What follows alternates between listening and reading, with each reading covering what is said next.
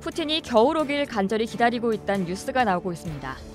한겨울 유럽으로 가는 에너지를 완전 차단하면 유럽이 알아서 무릎을 꿇을 거란 계산이죠.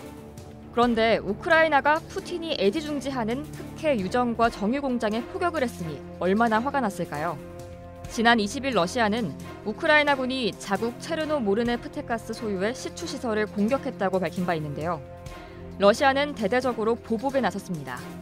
20일 CNN에 따르면 러시아 국방부가 미국과 유럽연합 등 서방이 우크라이나에 제공한 155mm 곡사포인 M777을 파괴했다고 주장하며 관련 영상을 공개했다고 보도했습니다.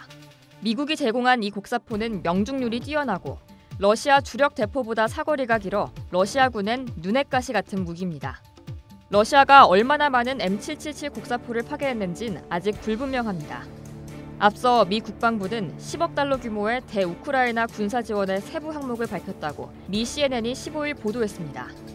미 정부가 지원하는 무기들은 155mm 곡사포 18문, 155mm 포탄 36,000발, 155mm 곡사포 견인 전술 차량 18대, 2대의 하푼 미사일 등입니다.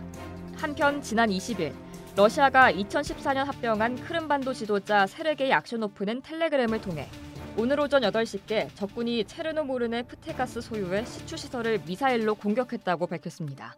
악쇼노프는 이 시설엔 12명이 있었다면서 현재 5명을 구조했고 이 중 3명이 부상했다고 설명했습니다. 나머지 7명에 대해선 수색 및 구조 작업이 진행 중이라고 했습니다. 체르노모르네프테가스는 흑해와 아조우해에 여러 개의 가스 및 유전 시설을 운영하고 있습니다. 또 22일에는 우크라이나와 인접한 러시아 남서부의 정유 공장에서 드론 공격으로 인한 화재가 발생했는데요. AP통신에 따르면 이날 러시아 로스토프주의 노보샤흐틴스크 정유 공장에서 드론 공격으로 불이 났습니다. 화재는 30분 만에 진화됐고 인명피해는 없었습니다. 공장 측은 드론 2대의 공습으로 화재가 발생했다며 테러 공격이라고 주장했는데요. 공장은 피해 현황 파악을 위해 일시적으로 가동을 중단했습니다. 우크라이나는 드론 공격에 책임을 주장하지 않았습니다. 우크라이나 측은 공격 사실을 부인하고 러시아가 상대를 먼저 공격한 것처럼 위장하는 작전을 펼친다고 반박했습니다. 이상 월드디펜스였습니다.